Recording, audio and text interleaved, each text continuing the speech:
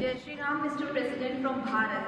22nd January 2024 marks a historic day in Indian history. I proudly say that I come from the Valmiki community. Ayodhya Ram Mandir also holds great economic significance. It contributing to the economic development by creating jobs. Ayodhya Ram Mandir is not just a temple, it is a great example of new India. India की economy की वजह से उनके वहाँ के मतलब हर लिहाज से इंडिया में मतलब इंडिया की पूरी दुनिया में वैल्यू बनती जा रही है। ठीक है, जो पाकिस्तानी डियास्पोरा है वो पाकिस्तान के खिलाफ ऐसा प्रोपेगेंडा कर रहा है कि अब वो कह रहे हैं कि जो इंटरनेशनल एटॉमिक एनर्जी एजेंसी के जो चीफ हैं वो पाकिस्तान आए हैं और अब दहशतगर्दी को तो भाई हमने सपोर्ट किया है ना। हमने रशिया के खिलाफ अमेरिका को सपोर्ट किया, हमने रशिया को तुड़वाया, तालिबान को सपोर्ट किया, फिर हमने अमेरिका के साथ मिलकर उन तालिबान को मारना शुरू कर दिया। पाकिस्तान की हुकूमत और फौज जो है वो अपना न्यूक्लियर प्रोग्राम बेच देने लगी है, उसके बदले हम IMF से पैसे लेने लगे हैं। मियां चन्नू इंडिया के बॉर्डर से कितनी दूर है? 200-250 किलोमीटर तो होगा, कम से कम इतना तो होगा। मतलब उनका एक मिसाइल हमारी सरहद में 200-250 किलोमीटर अंदर तक आ जाता है और हमारा डिफेंस सिस्टम कहाँ है भाई? आप एक क्या कहते हैं 2 से 3 अरब डॉलर की सालाना इमदाद के लिए या कह लेंगे क्वार्टरली इमदाद के लिए उनके तरले करते हैं, IMF के पास जाते हैं, अपनी सारी चीजें उनके पास गिरवी दिखवाते हैं। मैं समझता हूँ भारत एक और पाकिस्तान की जो पोजीशन है एक एडवर्सियल पोजीशन है, एडवर्सरीज हैं, लेकिन इंतहाई डिसेंसी से पेश आते हैं। हम दुनिया को कहते हैं जी कि हमने ये कर लिया, हमने वो कर लिया, हमारा डिफेंस बड़ा मजबूत हो गया।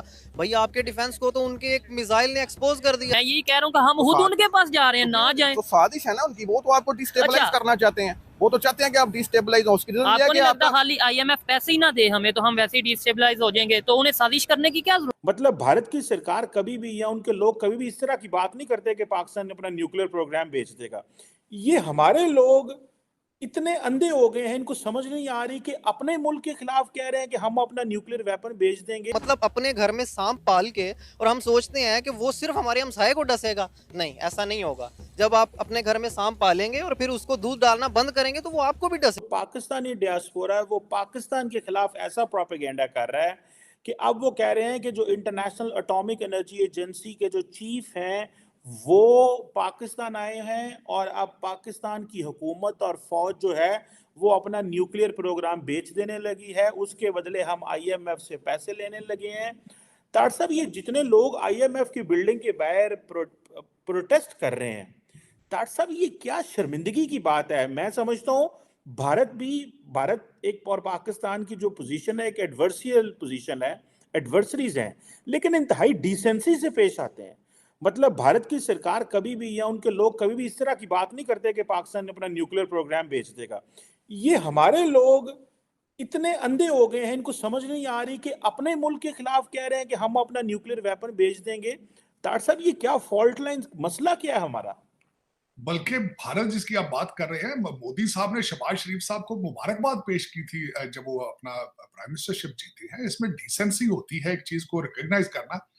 चीमा साहब, मैंने बिल्कुल एग्जैक्टली वो वीडियो देखी है जो इस वक्त गर्दिश कर रही है कि IMF के सामने कुछ 20-25 लोग हैं जो इकट्ठे हैं, मैं जिनको पर्सनली जानता हूं, और पिछले दिनों मेरे खिलाफ भी उन्होंने कुछ बातें की थी उसमें। लेकिन चीमा साहब, मैं खास कर आज अपने दुख का इजहार करूंगा, जो नारे लगा रहे हैं आर्मी चीफ साहब के नाम ले लेके, ISI के चीफ साहब का नाम ले लेके वो नारे लगा रहे हैं, वो फैसल नसीर साहब उनके बारे में नाम ले लेके नारे लगा रहे हैं, which is nothing to do with IMF।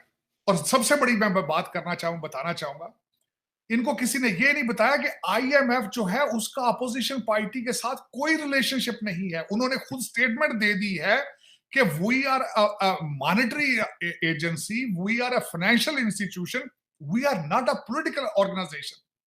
हमारा सियासत के साथ कोई रिलेशनशिप नहीं है। खान साहब को मैं फिर गिला दूंगा इस चीज का।